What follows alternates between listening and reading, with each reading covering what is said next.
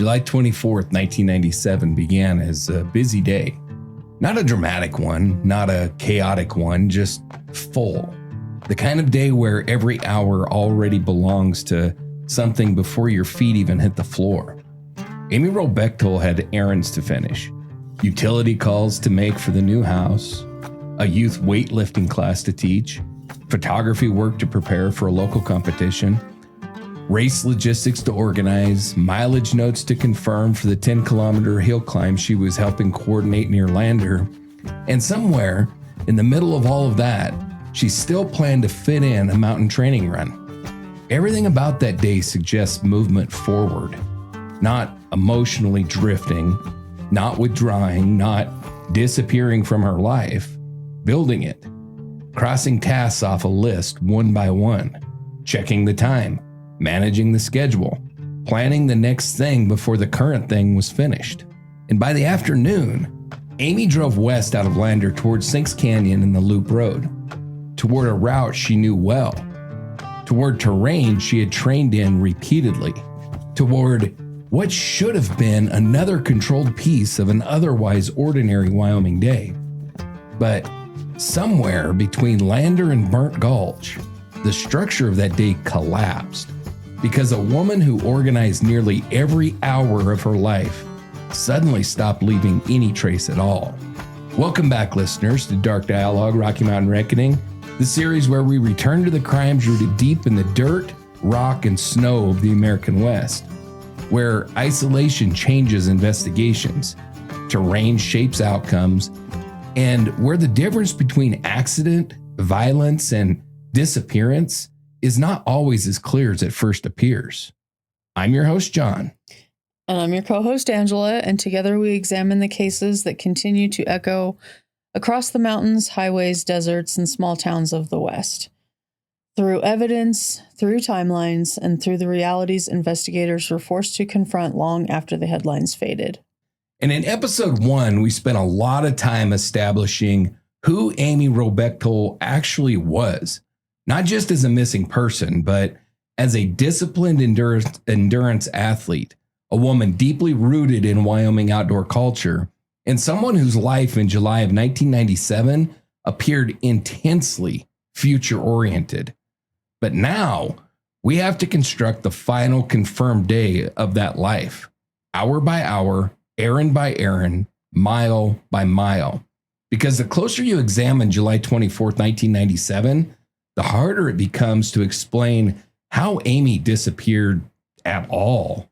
And I think one of the biggest things that stood out to me going through this timeline is just how structured the day was. Yeah. This wasn't somebody wandering through an open-ended afternoon with no plans. She had a packed schedule, people expecting to hear from her, things she still needed to finish. And the deeper you get into the timeline, the stranger it feels that everything just suddenly stops. Yeah, it does. And importantly, as you well know, in Wyoming culture, someone running late from the mountains isn't necessarily going to automatically trigger any kind of panic. I mean, we have weather changes, your vehicles break down, and you get stuck behind a herd of buffalo on the road. Right. Or they have the right of way. Or you just lose track of time when you're in the outdoors. It happens all the time here. But yeah. Amy's day wasn't built around wandering through the mountains. It was built around a schedule. And that schedule never resumed. So by the morning of July 24th, 1997, Amy's day was already full before it had really even started. Not unusually emotional, not chaotic. It was just packed. The kind of day where every hour already belongs to something. And importantly, nothing about that schedule suggests a woman that was emotionally withdrawing from her life. Quite the opposite. Everything documented about Amy's behavior that day suggests structure, obligation, future planning, and forward movement. The night before, Amy had originally planned to drive north to Powell to pick up furniture that her dad had been refinishing for their new house. And that is a significant drive in Wyoming terms. Lander to Powell is not a quick errand. Yeah. It is several hours each direction. So I think probably now, most of my traveling back and forth to Lander was before the speed limit change. And so I always figured about 4 hours. Now it's probably closer to 3 or a little bit more, but still that's one way. So you have 6+ hours of driving, and then you're going to load up the furniture. You're going to spend a little bit of time, visiting with the family, spending time with the family, maybe have lunch with the family or whatever, and then drive home again. So ultimately, Amy decided not to make the trip because she simply had too much else to accomplish that day in Lander. And, like I say, to me, that decision actually feels very normal. It's not ominous. It's not emotionally detached. It's just practical. It's the kind of choice that busy people make when the schedule becomes overloaded. It's easy to say, hey, I can wait another week for the furniture that I want because everything else that she was doing had somebody else depending on her for. Had a stricter timeline. Right. Yeah. So it's easy to set that aside and say, we'll take care of that another time because the rest of her life needed attention immediately that day. And that morning, Amy and Steve woke up together at 9 Lucky Lane before Steve left around 9:30 of that morning. And he was headed for a climbing trip near Du Bois with rider Sam Leitner. And this point matters operationally later because Steve was not alone that day. And that becomes important in the investigation for reasons that we'll go through in future episodes. But at this point in the timeline, nothing about the morning appears unusual. Steve left for his climbing trip. Amy stayed behind to work through her schedule. And it was a very extensive schedule, like I said. One of the most important pieces of evidence in the entire case is the to-do list that was later found inside her Toyota Tercel up on the mountain. And it's not because the list itself is mysterious or ominous or anything like that, but because it provides a direct behavioral snapshot of where Amy's mind was on July 24th and where her mind was on the future. The list contained 13 separate tasks tied almost entirely to the upcoming move, organizing the race, running some routine errands, and just routine life management. And by the time her vehicle was discovered later that evening, 4 items had already been completed: run and lift, recycling, utility calls, and insurance arrangements. Everything about that list reflects a woman that was actively constructing the next phase of her life, not getting ready to abandon it. And honestly, this list feels more like someone's highly organized and not that they're unorganized. Exactly. It's not. Or overwhelmed. Yeah, it's not somebody that's overwhelmed. Amy does not come across as someone that's drowning under the pressure. She comes across as someone who handled pressure by structuring it. And we have to remember that this is a woman who had walked on to the University of Wyoming track team while simultaneously earning her degree. Right. So discipline appears to have been one of the defining traits of her entire adult life. And honestly, I suspect crossing items off that list probably gave her a sense of accomplishment throughout the day because she was moving things forward one task at a time. Now, throughout the morning, Amy began handling practical responsibilities that were tied directly to the new house that she and Steve had purchased only a few days before. She's busy. Oh, she's busy. She's going all the time. So that morning, she contacted the phone company, she contacted the gas company, and she contacted their insurance provider to arrange the service changes, the setup, and make sure their insurance and everything was in order for the new house. And on paper, those are very ordinary kinds of errands, but behaviorally, they're important because people planning to disappear don't normally spend the morning getting the utilities turned on in their new house, right? I mean, it just makes no sense. Let's just make it easy for Steve when I disappear. Right. These are continuity actions. They're future-oriented actions. They're routine adult life actions. And then later that morning and into the afternoon, Amy taught her regular youth weightlifting class at Wind River Fitness Center. And the fitness center owner, Dudley Irvine, later described her as upbeat that day, though slightly high strung because she had a lot to accomplish. And I think that description is important because it feels authentic. Mm-hmm. It's not emotionally unstable, not distressed, busy and focused. Mm-hmm. It's a person that's trying to manage a crowded day as efficiently as they can. And then after class, Amy continued into downtown Lander, dressed in her running clothes. And there's a little bit of debate about this, and we'll get to it in just a second. But from the research that I was able to find, it appears that she was dressed in her running clothes in downtown Lander. Okay. A yellow tank top, black shorts, Adidas trail shoes, and her Timex Ironman watch. One of her stops involved her photography work, and I think that part of the timeline matters more than some people realize, because Amy was not simply dropping off a family photo to get framed. She was preparing a photograph to enter it into a local photography competition. It's a small detail, but it is an important human kind of detail. And it reminds us that Amy's identity extended far beyond just running. She was building a home, she was training, she was teaching, she was organizing races, and she was pursuing her creative interests too. Again, this indicates somebody, I mean, why the hell do you enter a photo in a competition if you're planning on running off that day? Yeah. And it also, again, shows somebody that has future focus, is moving forward. And she eventually stopped at Gallery 331, which was above the camera connection in Lander, where gallery owner Greg Wagner spoke to her briefly. And during that conversation, Amy reportedly checked her watch multiple times. It's a subtle detail, but psychologically, it's pretty revealing because, again, this isn't somebody that's drifting casually through an open-ended afternoon. She was tracking the time. She was managing the tasks, monitoring her schedule, and she still had more to do. And according to Wagner, Amy left his shop around 2:30 that afternoon.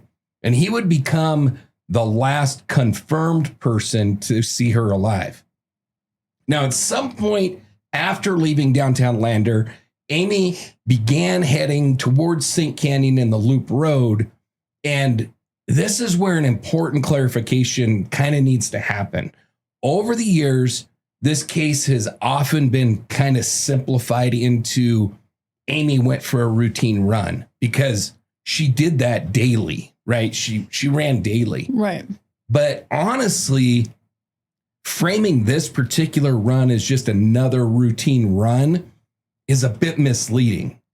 She was absolutely a runner. She absolutely ran daily. Running was part of her everyday life, but the evidence strongly suggests that this particular trip had a much more specific operational purpose. She was scouting the route for the upcoming 10K hill climb race that she was organizing, and the odometer notes that were found later on her to-do list may be one of the clearest pieces of evidence supporting that conclusion. The notes documented mileage distances between landmarks on that race route. And so that strongly suggests that Amy drove portions of the course first, measuring, planning, checking things out, and kind of getting everything framed up in her mind and stuff. And then she ran it.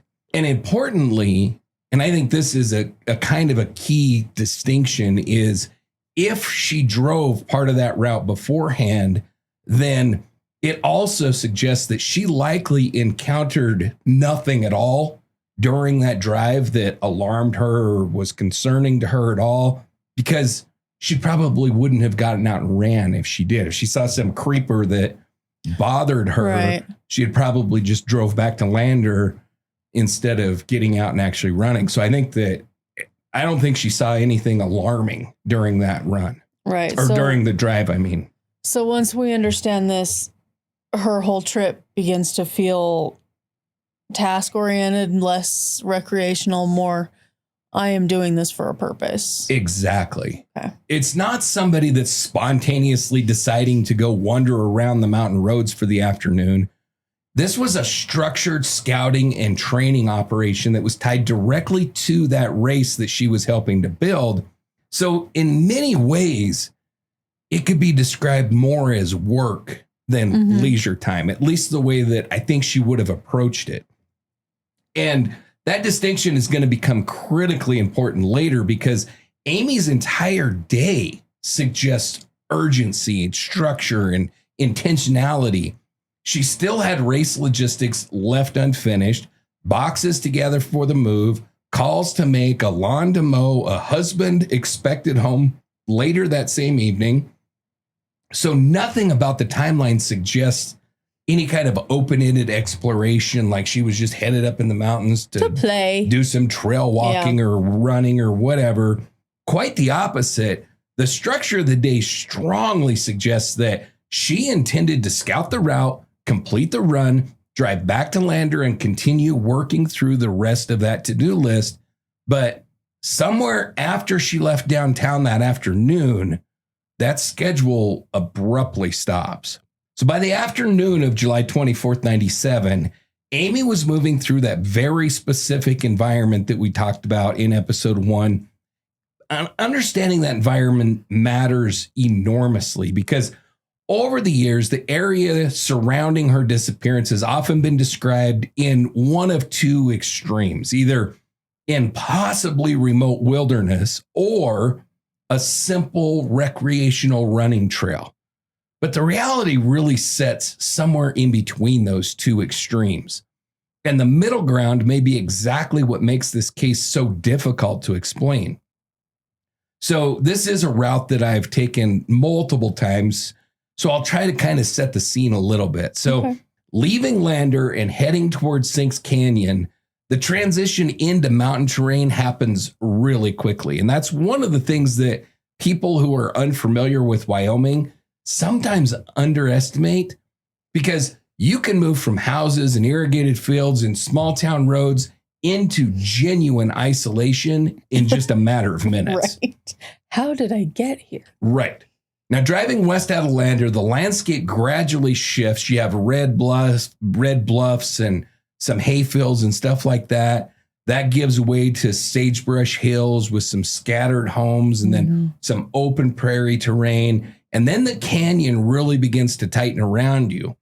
The Paposia River cuts right through the bottom of the canyon, and then rock walls rise on the one side. If you're driving up the canyon, it would be on your right side. To your left, where the river runs, fir and pine trees begin thickening along that river bottom. The terrain alternates between open sage country, cedar brush hills, exposed rock, and then pockets of forested areas. And importantly, none of it initially feels threatening. Sinks Canyon was and still is heavily used recreational area. There's campgrounds up there. There's picnic areas. There's places to pull off and fish. There's hiking access points. To locals, it feels familiar. It's comfortable. It's not ominous. And I think that's important because sometimes people hear national forest and immediately picture completely untouched wilderness. Exactly. And that really is not the operational reality here. The area is isolated, but it's also heavily used. There's campers up there. There's cyclists. There's runners. There's hunters. There's ranchers. There's local recreation traffic, and especially in July. Right. Now, traffic levels in Wyoming are very different than they are in a lot of states. You can absolutely spend hours in the mountains, as you well know, and see almost nobody or nobody at all. But the point is, this was not some inaccessible wilderness corridor where human activity was impossible or improbable, or where you would be surprised to see somebody else. It would be very common to see other people up there. And as Amy continued farther up through the canyon, The environment slowly became more controlled and more confined. The road narrows, elevation increases, the terrain definitely steepens. Eventually, she would have reached a place called Bruce's Bridge. And that's one of the key landmarks that's connected to the race route that she was scouting. And operationally, Bruce's Bridge matters because it marked the beginning of the actual hill climb course. At that point, the pavement ends, and beyond it, the loop road turns into a graded gravel road. It's not like a 2-track, hard to access Jeep trail. It's a relatively well-maintained gravel road that cuts across over to South Pass. From there, the route immediately begins climbing into the mountains through a series of pretty steep switchbacks. Now, I want to make something very clear. The loop road is absolutely mountain terrain, but like I said, the road itself is not especially dangerous. It's not like technical climbing terrain. There's not narrow cliffside footpaths or unstable scree fields. It's a maintained gravel forest road that vehicles travel all the time. So if somebody was running on that and fell while on the road itself, really the most likely injuries would probably have been scraped knees, maybe a twisted ankle, possibly a broken bone, but not complete disappearance. So as the road climbs higher, the topography also becomes more mixed and complicated. This area is not like heavily forest mountain terrain like it's often framed to be. It's not like that at all. There's open sage flats up there that kind of blend into alternating stands of trees and stuff. There's rock outcroppings that are interrupted by the slopes. Drainages cut through sections of that as they kind of make their way down to the Poposia River. Visibility would change constantly up there, from being able to look clear across a wide open prairie, essentially, to being in pockets of timber with very limited visibility. And so while this is not dense mountain forest everywhere, there is concealment potential along most of that route. And so that's really one of the realities of Wyoming mountain country in general. You don't need deep forest for concealment.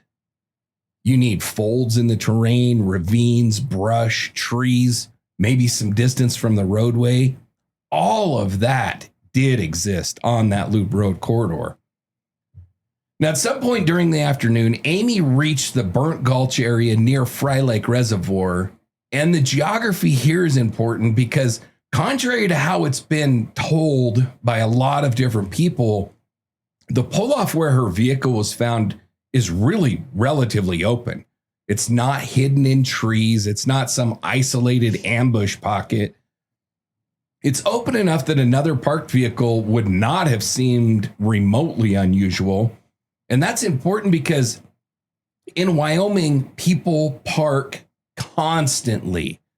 They'll pull off the road and park to hike, to fish, to scout game, to camp, to explore. So a parked truck or car near the Burnt Gulch area would not have triggered any alarm bells for Amy. It would have looked totally normal. So that probably made it feel safer psychologically to her. Yeah, I think so. Everything about this area suggests Amy likely felt completely comfortable there.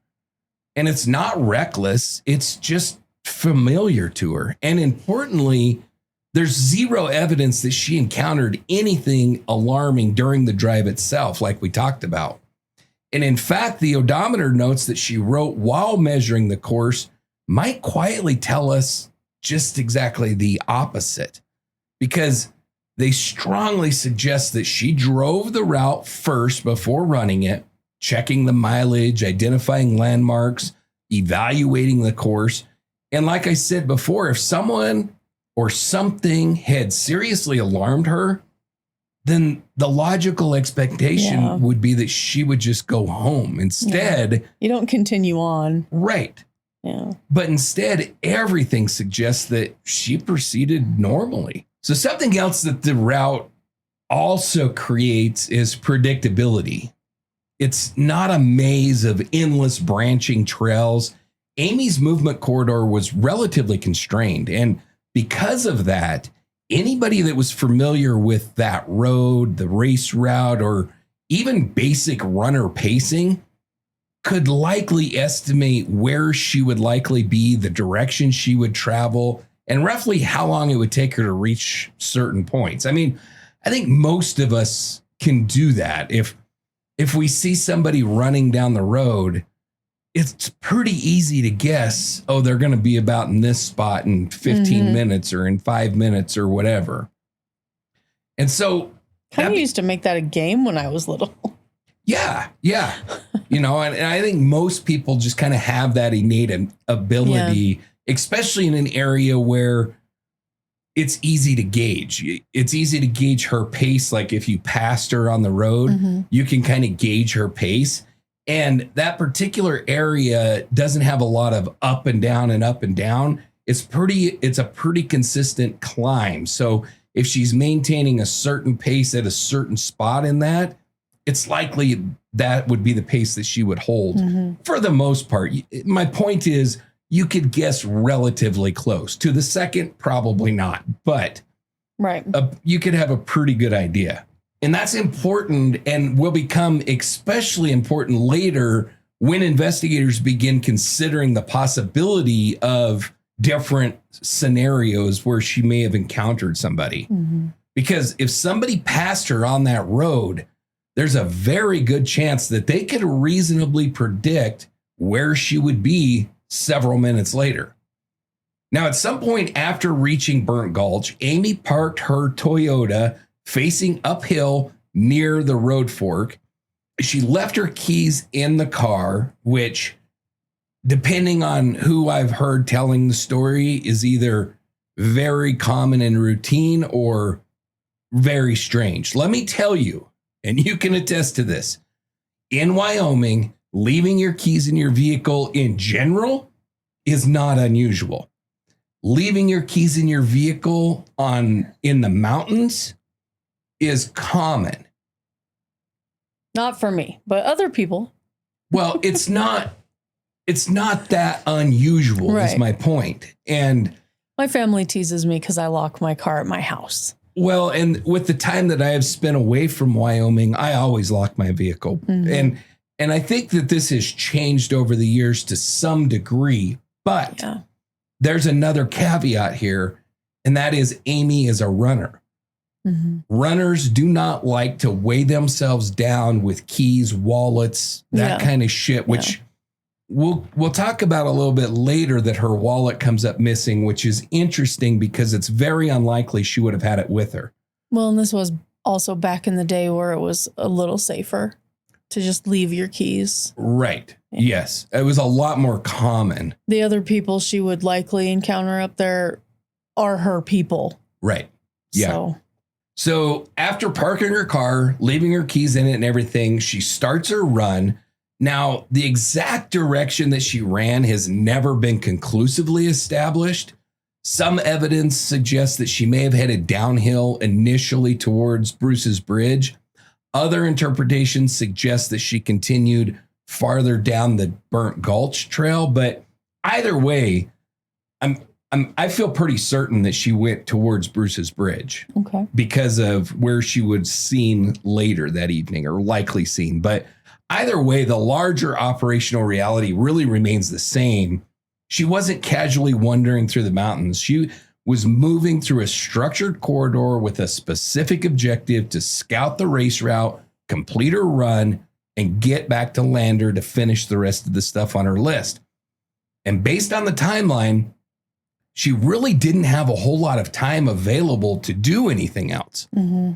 That's another really important contradiction here.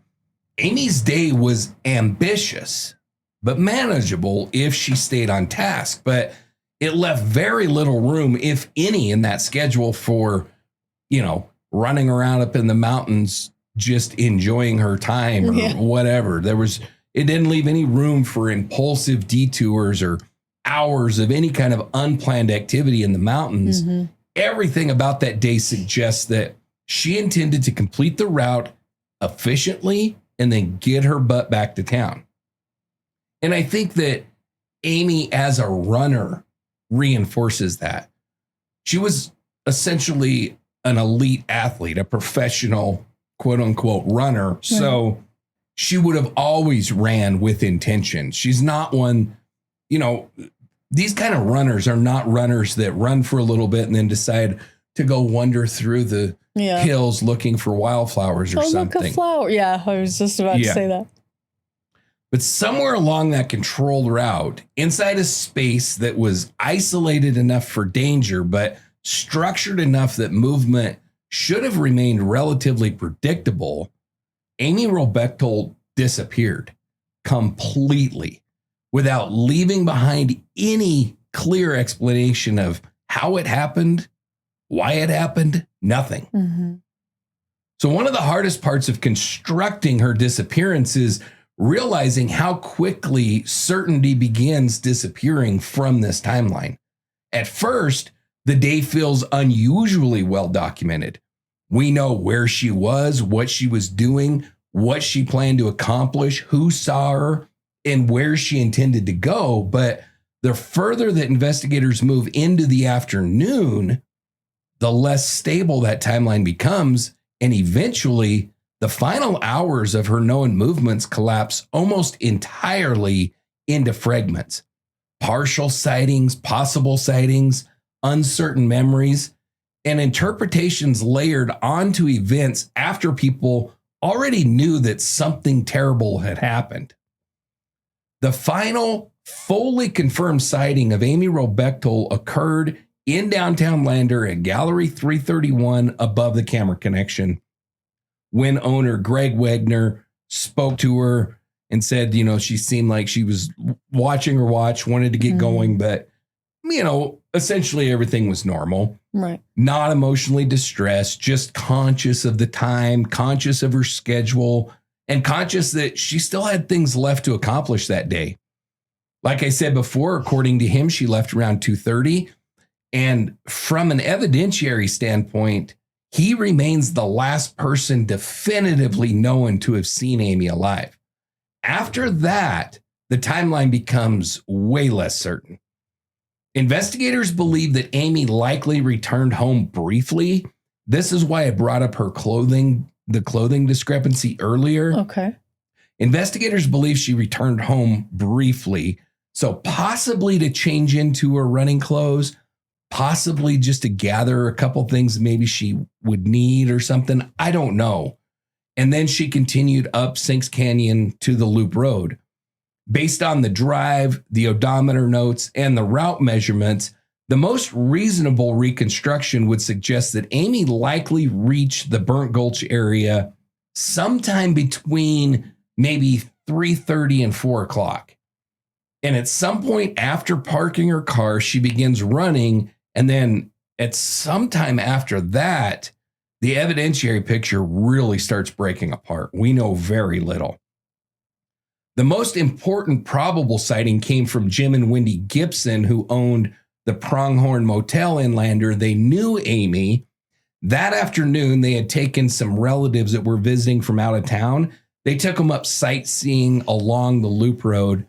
And sometime around approximately 5 to 5:10 p.m., they passed a runner that matched Amy's description. And remember, they knew Amy. So it's not like they just saw a picture and was like, I think that's the girl. Yeah. They actually knew Amy. Lander's a small town. Most people know. I mean, even if they don't know them on a personal level, they know who XYZ is for the most part. And they passed a runner who matched her description near Fry Lake and Burnt Gulch. They described this runner as slender, blonde, wearing dark shorts, moving quickly along the road. And that sighting makes sense. The location fits, the timing fits, her description fits. And for investigative purposes, most people have treated this as a very probable final sighting of Amy alive. But it is important to distinguish the difference between probable and confirmed. Right. Because the Gibsons never actually identified Amy specifically and purposefully. They saw a blonde runner on the road. That's all. So that distinction probably matters because over time, people tend to unconsciously turn probable sightings into this happened. Right. Yes. And, to be perfectly clear, I firmly believe that the Gibsons saw Amy Wroe Bechtel running down the road. But we can't say that definitively because we just don't know. Right. And in missing persons investigations, that happens constantly, especially after memory begins interacting with hindsight. And that brings us to one of the most repeated lines in this entire case. According to later retellings, the runner appeared to be, quote unquote, running away from something. But when you actually reconstruct where that interpretation comes from, the situation becomes way less dramatic. According to the original reporting, Jim Gibson casually joked to the passengers in the car, quote, she looks like she's running away from something. And honestly, that sounds exactly like the kind of throwaway comment that somebody makes after seeing a serious endurance runner moving fast on a mountain road. Mm-hmm. Because trained runners do look different than just recreational joggers. Yeah. People who truly train competitively run hard every time. They move aggressively, and they often appear intensely focused, especially if they're running uphill, especially during structured conditioning work. We know that Amy was really working to get her times down to qualify for possibly an Olympic possibility in the future. So she was working hard. She would have looked intense. I firmly believe it. She was not out casually jogging, not looking at scenery.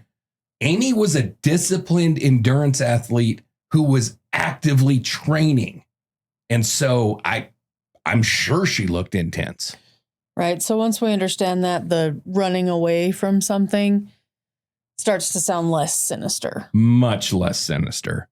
Because by the time later interviews occurred, everyone already knew that Amy had disappeared. And once a person knows a tragic outcome occurred, memory kind of begins reframing ordinary observations through that lens. And to be clear, the Gibsons never said that. They said that they kind of joked, which really fits that environment closer. But, memory adding things or kind of changing things once you know the outcome and you're looking at it in hindsight, there's nothing malicious or wrong about that. It's human nature. The important thing is this. The Gibson sighting itself may, and I think likely is, absolutely legitimate. But the interpretation that's been layered onto it in the years since needs to be handled very carefully. There is no evidence that they actually observed Amy in any kind of visible distress, only that she was running hard, which is exactly what a serious runner would be expected to be doing. But the Gibson account contains another detail that receives way less attention. When the family later returned down the loop road at approximately 7 p.m., Wendy Gibson reportedly caught a glimpse of a white vehicle with something red in the back window parked near the Burnt Gulch cutoff. So most people and investigators have always believed that this was likely Amy's Toyota Tercel. And if correct, it would mean that Amy's car was still sitting there nearly 2 hours after they probably saw her running. Mm-hmm. And the red thing in the window, I'm at a loss on that. I don't know. Yeah. I was listening to the prosecutors. I don't know if you've listened to that podcast. Mm-hmm. Really, really great podcast. But I was listening to the prosecutors, and they posited that it could have potentially been the sunset. Oh, so a reflection. Which definitely can cast a red glow on things. I hadn't thought of that. That belongs entirely to the prosecutors. They come up with that. I think it's viable. I think it's at least a good potential. You know, I've seen it happen. At that time of night, 7 o'clock in the summertime, the sun is definitely setting. It's still light out, but the sun is setting. And I've seen it, like you said, I've seen it make things look all kinds of funny colors. Well, in July in Wyoming is fire season too. True. I don't know if we had any fires burning at that time, but you make a very good point. If there was any smoke, that creates very red skies. Very vivid. Yep. But, you know, up there in the mountains in general, you have sunsets are amazing, but they also can really play with your mind. You have all the shadows that are cast from the trees and the cliffs and all that kind of stuff. And, you know, it draws colors from the ground and the cliffs. And so I think that that's probably very likely. Obviously, it wasn't blood or anything like that because it didn't just disappear from the car once it was found, right? And there was never anything noted like a red sweatshirt or a red coat or anything that would fit. So I have no good explanation. I think the prosecutor's explanation is the best that I've heard. Yeah. And then there was another vehicle detail too, and that is they saw a gray truck partially loaded with firewood, a shirtless man standing nearby holding a plastic container. And honestly, this detail is almost never discussed in any of the modern coverage that I've heard of this case. Now, to be clear, there's absolutely zero evidence that links that man to Amy's disappearance. None. But I think it is significant because it does at least confirm that there was at least one other person up there in that area during that critical time frame. And importantly, someone that was up there cutting firewood would likely have been a local. I don't know any tourists that are going to travel to Wyoming to cut firewood. Right. Our firewood is so amazing. Yes.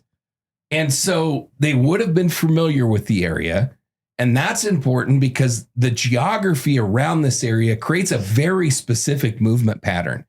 It's not like I said before, it's not a sprawling network of just endless trails. There is a trail network up there. So I don't want to make it seem like it was a single trail and that's the only place. That's not how it is. But it's also not like a lot of places in, you know, I talk a lot about Colorado because I lived in Colorado, but also because Colorado is a little unique in that it's pretty heavily populated, at least in the Front Range area, and it's mountainous. And so you have a lot of people that are utilizing the mountains. And so there's a lot of trail traffic. There's a lot of outdoor recreation in Colorado. A lot. Yes. And so there is another reason other than just living there. I'm sure, you know, I've never lived in California. California has a lot of mountain areas too. I'm sure the mountain areas in Colorado are similar. There's parts of Utah that I know are very similar. Yep. So it's not unique to Colorado. I just know Colorado well because I spent 12 years there or whatever. But so this area kind of falls somewhere in the middle of that. There are some trails up there, but it's not an extensive network. And specifically for Amy's run, she was running down the road. So her movement was relatively predictable. Anybody that's familiar with that road, the route, and that basic running pace is going to be able to estimate where she's going to be at any particular time. And then there's another important environmental reality that's present here too, and that is whoever encountered Amy, if someone did encounter her, did not necessarily need to randomly pass by her on the road. That assumption really oversimplifies the area and definitely oversimplifies how people in Wyoming utilize public areas. You know, there could have easily, this area does have what's called dispersed camping. If you don't know what that is, that means that in areas where dispersed camping is allowed, you literally can camp anywhere. You do not have to go to established campgrounds. You find a spot, you pull into it, you pitch your tent or whatever, and you can camp right there. You're not required to go to a campground. So people could have been camping anywhere up there. They could have been fishing. They could have been cutting firewood, like we said. They could have been scouting. You know, a lot of hunters will go up into the mountains in the summertime to scout areas that they want to hunt during hunting season. Or it could have just been somebody up there spending time. And they could have been up there just getting away, taking pictures or just taking a walk or a hike or whatever, because this was Wyoming mountain country. None of that would have appeared at all unusual. And again, especially in July. And that's important because people often imagine a stranger suddenly appearing out of nowhere, but really someone already in that area may actually make a lot more sense, especially if Amy's parked car quietly advertised that there was a lone runner up there somewhere on the route. And again, I come back to the fact that her keys, I believe, were found on the front seat, the front passenger seat, covered by the to-do list. So they weren't just out in the open, but the to-do list was over the top of them. My point is, there was stuff sitting on the passenger seat. If you pull into there and you looked in the windows of that car, it's easy to assume whoever drove that car up there and parked it, male or female, was alone because they covered the passenger seat with those items. So maybe you couldn't be 100% certain of that, but you could make a pretty logical conclusion that that person was probably alone. Now, according to search warrant documents, an unnamed witness claimed, and I have all kinds of problems with this. We'll get into it. I have a lot of problems with this shit, but an unnamed witness. Wouldn't have it any other way. Well, you can't get a freaking search warrant using an unnamed witness. I know. It's such bullshit. You've got to have something to corroborate that. It's absurd. Anyway, he digresses. We'll get into that, but an unnamed witness claimed, if we believe the bullshit, which I don't, I seriously question whether there ever was a witness. But again, I'm getting ahead of myself. Anyway, an unnamed witness claimed to have seen a pickup truck similar to Steve Bechtel's racing through a campground area with a distressed blonde woman inside the truck around 5 p.m. How convenient. All kinds of shit about that really raised red flags with me. Now, at first glance, it might sound explosive. Obviously, to me, it sounds like bullshit, but to some people, it might sound explosive. The problem is the timeline does not work. Phone records confirm that Steve placed a call from his home. I believe it was to, I think it was to one of his ex-professors. Apparently they formed some kind of a relationship, you know, and he talked to one of his old professors. That's how I understand it. At 4:43 p.m., he had a phone call with somebody. I think it was one of his professors. And at that time, he was about 45 minutes away from the campground area. So the idea that he could have been in the campground area 15 minutes later, it's not just unlikely, it's absolutely impossible. It couldn't have happened. So that sighting totally collapses if it actually ever was reported by anybody, because all we have is an unnamed witness. So for all I know, the freaking cops made that shit up and slapped it on a search warrant because they wanted a search warrant, which is kind of what I suspect. But that goes back to something you've said in a previous episode where when you report something, they want everything. They want time of day, where you were, what's your name. Absolutely. Or it means you wouldn't nothing. be unnamed. No. Or, I mean, I suppose if you really insisted on remaining anonymous, you could, but it gets no credence. And if you, I don't know what this judge, I seriously question this judge's abilities, because most judges, if you go in there and the only thing that you have is an unnamed anonymous witness he's going to throw that shit out. He's going to be like, there is no way that I can give you a search warrant based on nothing. Because in this country, you have a right to face your accusers. If that is what is used to get your ass arrested, then you're going to go, your lawyers are going to say, this was absolutely unconstitutional. He can't face his accuser because we don't even know who the hell it is. And any decent judge is going to be like, you know, you're right. And everything that came from that search warrant, if they went in there and they found a bloody knife covered in Amy's blood, the house all covered in blood, whatever. With a manifesto stating I did it.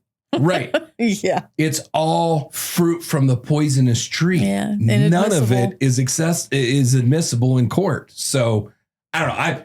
I got all kinds of problems with the way this shit went down. I got problems with the judge. I have problems with the law enforcement. I got problems with all of this. And not necessarily because I think that Steve is innocent, but because we have a judicial system in this country that's supposed to operate a certain way. And cops can't just decide that you're guilty and then do a bunch of illegal shit to prove that you're guilty. Right. So anyway, I digress. We'll get back to the story, but this point really freaking pisses me off. And there is a lot about this piece of shit sheriff and the investigator, which seriously pissed me off in this case. I really wish I could tell when you were pissed off or not. I know I hide it too well. But this whole apparent witness is really one of the is really one of the clearest examples in the case where investigators may have begun fitting uncertain information at best into a theory that they already decided on. And as we know, that is extremely dangerous, because once investigators decide what happened and decide who did it, then weak information can begin feeling stronger than it actually is. And any information that points away from that theory that they've decided on gets ignored. It doesn't get pursued at all. And that definitely happens in this case. Yes. I can't see that. It's going to derail my... Right. Yeah. And then meanwhile, the genuinely useful evidentiary picture remains extremely thin in Amy's case. There are no confirmed screams. I guess I should bring this up. I left it out intentionally, but to be thorough, I need to bring it up. I'm not going to know the quote exactly. Somebody reported hearing screaming, I think near Fry Lake, and it wasn't like screaming, help me. It was screaming like, damn it, I can't remember exactly what they said, but they heard shots and then somebody screamed something like, yeah, or something like that. I mean, it sounds to me like a celebratory scream. Yeah, I mean, it sounds to me like a couple of kids up shooting and, you know, they hit their target and they're screaming about it or whatever. Okay. That's how it sounds to me. And hearing shots in Wyoming is about as routine as hearing a vehicle in Wyoming. Like, you know, if you're up in the mountains and you hear shots, I never even think twice about it. The only thing that I'll do is be like, okay, where is that shot? Where are they likely shooting I'm to? I'm not going to be in the middle of wherever they're shooting. Time to leave. As far as being concerned about somebody. Why were there shots? Yeah. You don't even think about it at all. No. But there were no confirmed screams that would match, you know, somebody being abducted. No confirmed struggle. There's no confirmed vehicle pursuit. No blood. Nothing abandoned. No clear physical evidence on the road or on that mountain at all, which creates another really important contradiction. The loop road was isolated enough that something violent could definitely occur up there completely unwitnessed, but it's not so isolated that any kind of prolonged roadside event feels likely to go completely unnoticed. Mm-hmm. And because of that, many investigators eventually began considering a possibility that remains disturbingly plausible, and that is a vehicle-based encounter. Something that would have been quick, controlled, and over in seconds. Because on a road like that, a car slows down, a runner approaches it, maybe he rolls down his window.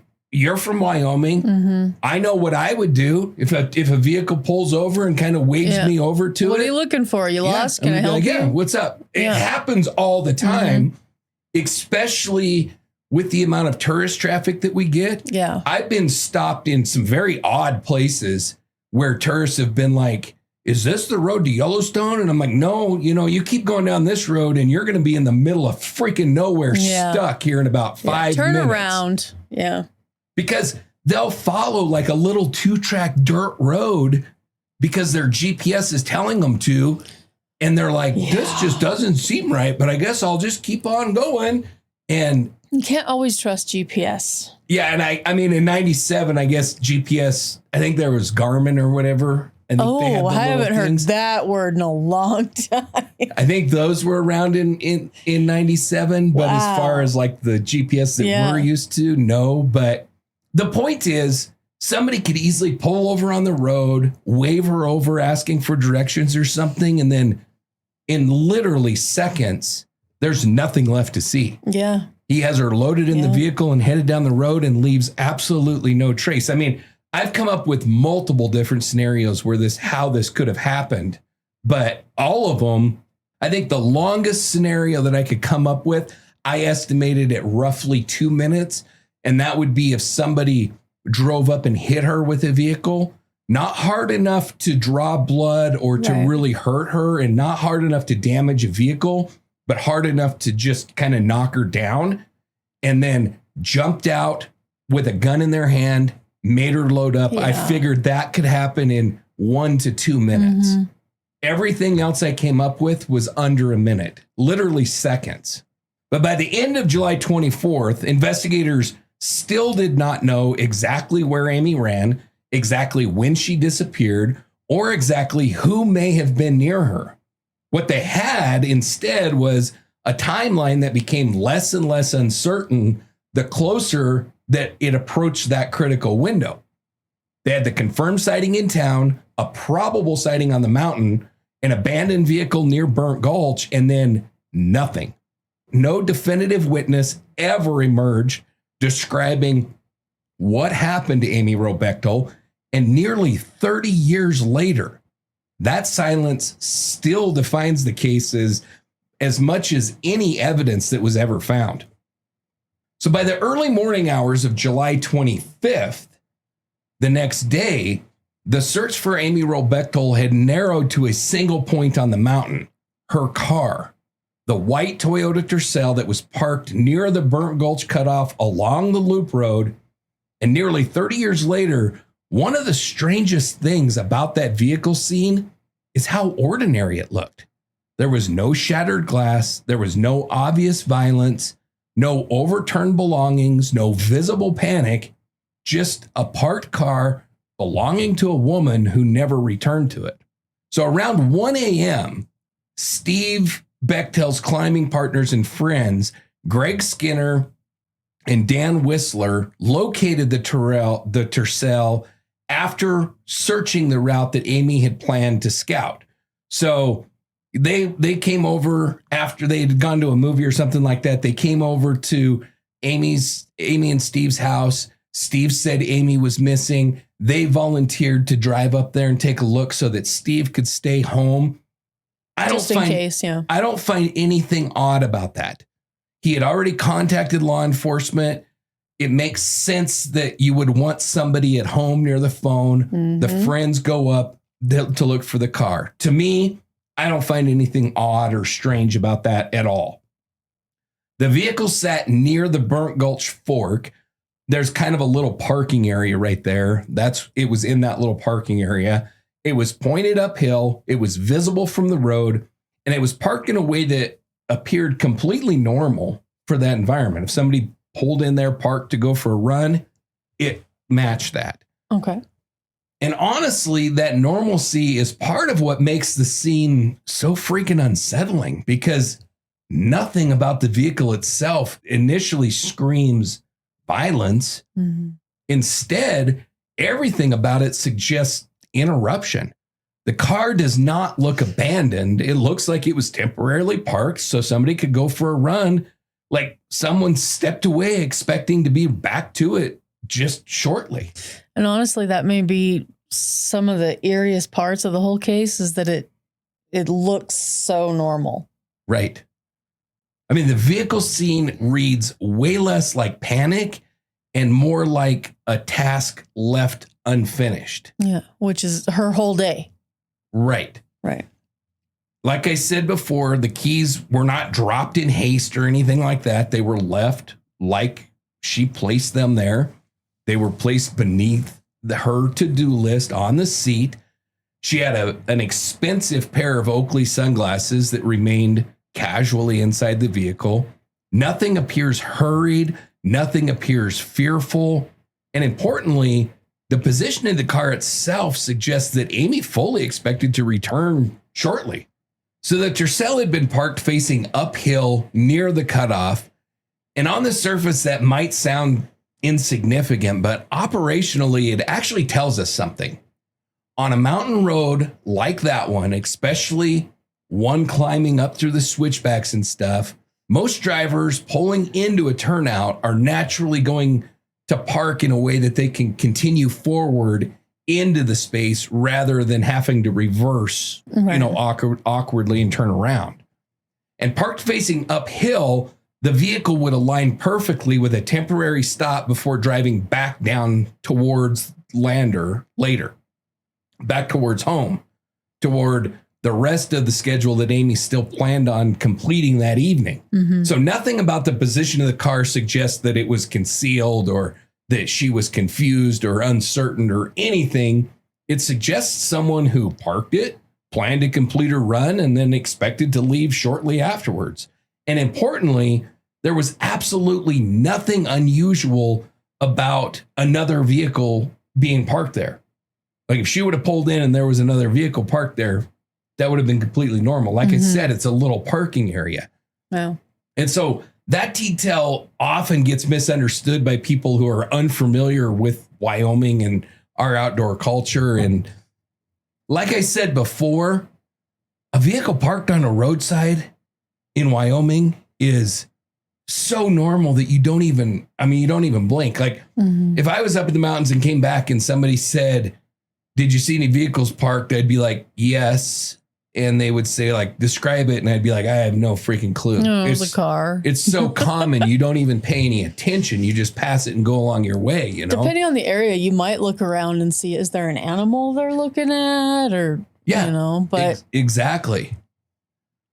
So, but one detail inside that car does remain genuinely important. And that is Amy's green Eagle Creek wallet was missing. And unlike some later retellings of the case, there was no purse that was documented inside the vehicle. And that's important because according to people who knew Amy, she did not normally carry her wallet while running. And, like I said before, that makes a lot of sense. Most runners... You don't need it. Yeah, most runners, serious runners especially, they don't want anything in their pockets. Yeah. So the question becomes, where in the hell is that wallet? There are really only a few realistic possibilities. Either she left it at home and it somehow got missed in the search warrants and Steve never saw it, and I think it's very unlikely. Mm-hmm. Or it was removed by someone else, or it somehow left her despite contradicting. Somehow she took it with her despite what she normally would have done, which I find very, very unlikely. I just don't see a serious runner leaving her keys and taking her wallets while she's running in the mountains. I could see her taking her keys and leaving her wallet and locking then her, you'd lock the car. and locking her car. But taking the wallet and leaving the keys makes zero sense to me. None. Yeah. I know that runners will sometimes carry a driver's license. So they can be identified if bad things happen. Right. They'll take their driver's license out of their wallet or something and carry it in a pocket, or, some running clothes have like a zippered compartment where they can stick stuff, and socks. Some socks have that now. Whatever. Yeah. I could understand that, but taking the wallet and leaving the keys behind, it doesn't make any sense to me. It's I don't think that she would have. That second possibility cannot simply be dismissed, because if someone encountered Amy during the run, then returned with her to the vehicle, or maybe they came along the vehicle, went in, got the wallet, and then went and got Amy, I don't know. But it seems likely to me that the two are connected. Mm-hmm. And so that missing wallet really becomes a lot more significant, at least in my mind. It's not proof of anything, but I think that it's important. And notably, it never appears to have ever been found by anybody. 30 years later. Yeah. Wow. So it's not like they just, Steve was packing up and was like, oh, here's Amy's wallet. Mm-hmm. Or like I said, when investigators searched that house, they went through freaking everything. They didn't come across the wallet. Right. So, and then there's another important issue, and that is the absence of any obvious struggle having occurred near the vehicle. And it's often been interpreted that nothing violent happened, but really that conclusion may not actually follow, because if Amy was intercepted during the run, she would have been away from the car. The vehicle scene would likely look exactly the way that it did when she left it, exactly the way it did when it was found. Clean, undisturbed, deceptively ordinary. That's because the vehicle was probably not the scene of the crime itself. It was the anchor point. So I think that's a really important distinction, because people sometimes unconsciously treat the car like it should contain all the answers. It's magic. Right. Now, there is an interesting aspect which I got nothing on. I got to be honest with you. So it is reported that when they found the car, there was puddles of water underneath it, and there was no footprints in the mud, which there should have been if she, got out of the car and it was muddy. And so I did what I do. I pulled the historical weather data from that day. There was an afternoon thunderstorm. I think that it would have been over by the time that she got to that parking place. It did not happen after she was running. It happened between 3 and 4. I believe it was either 2 and 3 or 3 and 4. So she'd have been at the photo gallery. No, she would have been just about there. She left the photo gallery 2:30. She would have probably been on the mountain by 3:30 or 4. Okay. So the rain should have occurred before she got there, which means her footprints should have been found in the mud. Now, are we certain that there was no footprints in the mud? Investigators said they found no footprints around the car. This was reported by the people that found the car that there was no footprints in the mud. I don't know. I got nothing. I don't know enough information. I know that it should have been muddy when she parked it, but there's so much information. I shouldn't say there's so much, but what little information we have points to her parking the car, getting out, and running her normal route, or, running normally, and something happening in between that time. It does not point to something else happening. And then, the problem is even if something happened and somebody else drove her car there, their footprints should have been there. The absence of footprints tells me that aliens would have had to have dropped that car in there. All of a sudden, hovercrafts are a thing. Right. Yeah. I mean, I don't think it's that relevant, but I think that it's important to bring it up because it's out there. It's weird too. Yeah. Now, if the actual encounter happened somewhere farther down the road from where the car was parked, maybe near some tree cover or at another pullout or during her run, then that Tercel becomes way less of a crime scene and more just a starting point.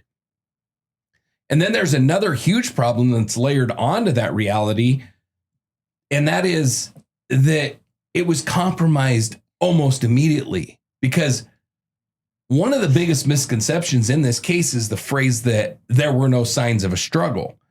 And the honest answer is we might not actually know that, because by the time large-scale searching began, the roadway and the surrounding area had already been heavily contaminated. Vehicles continued traveling up and down that road. Searchers flooded into that area. So potential tracks and impressions would likely have been destroyed. On gravel surfaces or dirt surfaces especially, evidence disappears very quickly. So if there were drag marks or foot impressions or any disturbed soil around the road or on that trail itself, those things don't survive very long, especially under heavy traffic and all kinds of search activity. And critically, the area was never initially treated as a crime scene, and therefore it was never preserved as a crime scene. Shit, the people that found the car drove it home that night. So even the car wasn't treated like a crime scene. So circling back around to those puddles that were found near the car, Runner's World did a really great article or a write-up on this case. It's very, very good. It's well researched. It's well written. It's a great article.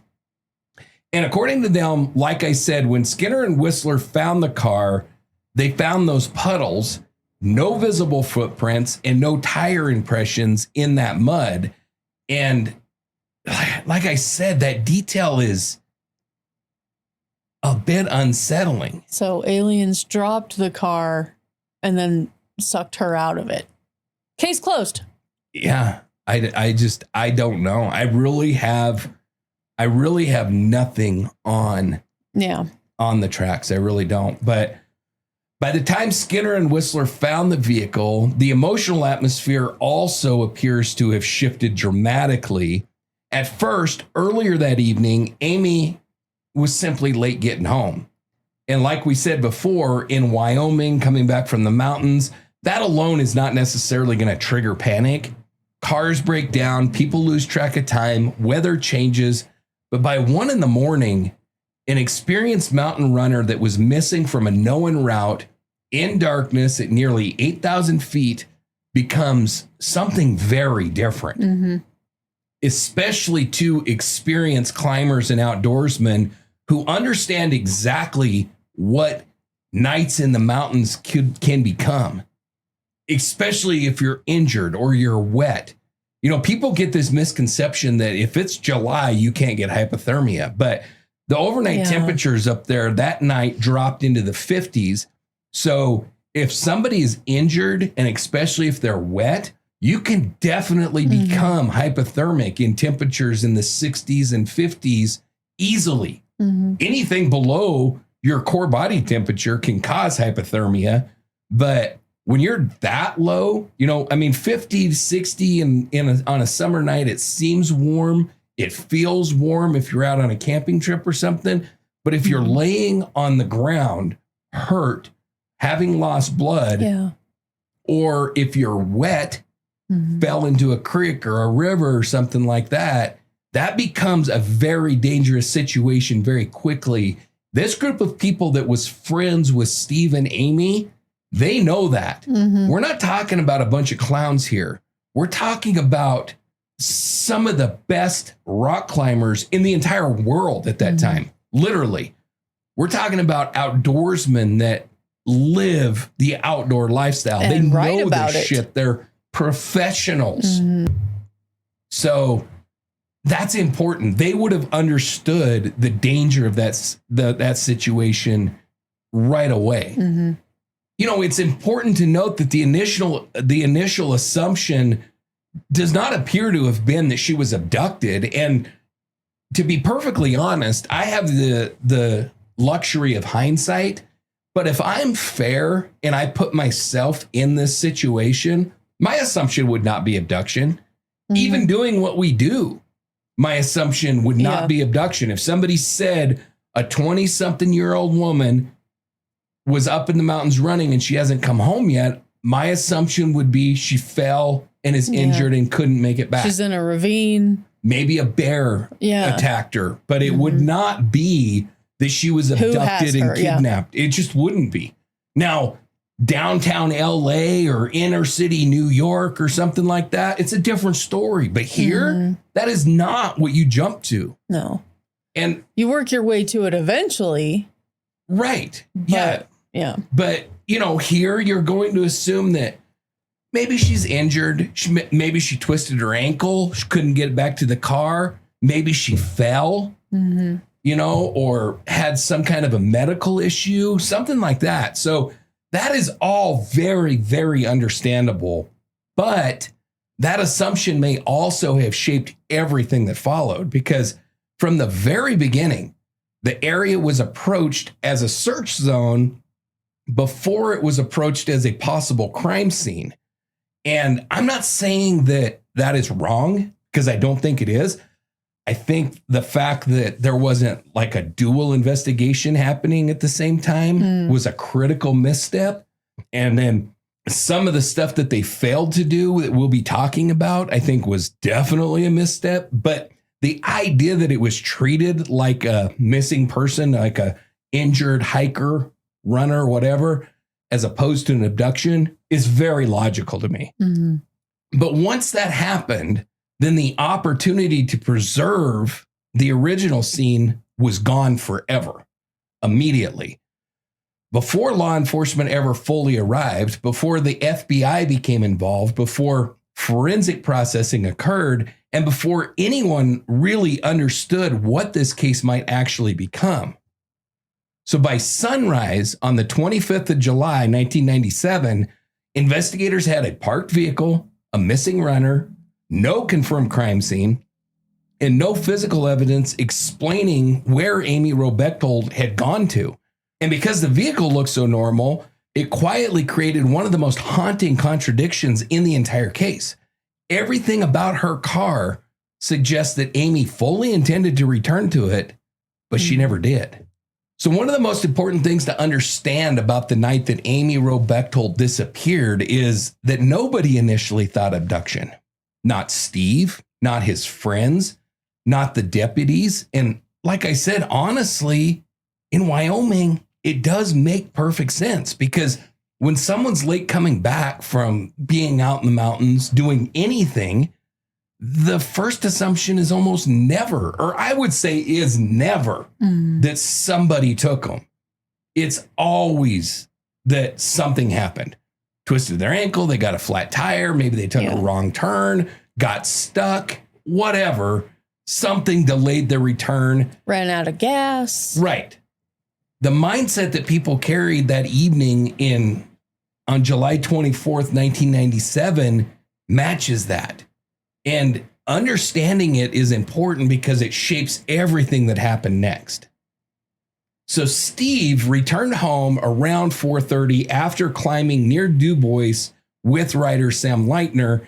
And for those of you that aren't familiar with Wyoming, that's not like a stone's throw away. Du Bois, I think, is like 80 miles from Lander. It's a drive. So it's not like he could have been up there and snuck away and ran home and killed his wife right quick and got back. Like, it doesn't work that way. And when he returned home and Amy wasn't there, nothing really felt wrong to him. Operationally, that's completely understandable. Amy had errands to run. She had her race that she was putting together. She was taking care of all the tasks for getting ready for moving. She had a run that she had to do. So there was a million innocent explanations for why she wasn't home yet when he got there. Yeah, he'd likely seen that list. Right. Yeah, I mean, he knew what she was planning on doing. So I think that's one of the things that people from larger cities sometimes misunderstand about this case. Being late in mountain country doesn't automatically equal danger, especially in the 90s. A little bit more now, but. Right. But we got to remember, like your point, this is not a time where we had widespread cell phone use. I mean, any cell phones, at least around here at that time, were those bag phones. Oh, yeah. And the big truck vehicle. I'm pretty positive that they had a cell phone with them when they found her car, because from the car they called and let Steve know that they had found the car. So they had like one of those, I'm sure it was one of those bag phones, because in the 90s, that's the only cell phones that there really was. Yeah. Was those bag phones. So we didn't have any cell phones at the time. We had no GPS tracking. We definitely had no instant communication. And the fact of the matter is we still don't in Wyoming in a lot of these places. I can't say whether there's cell service in this area now or not, but there are huge swaths of Wyoming that have zero cell service. Yeah. And not like remote spots, like on major highways in Wyoming. Yeah. You can drive for it's annoying. a couple hours. Like if you go between Shoshone and Casper, the vast majority of that drive, you don't have any cell service. Yeah. And the second you do. Exactly. Yeah. Yep.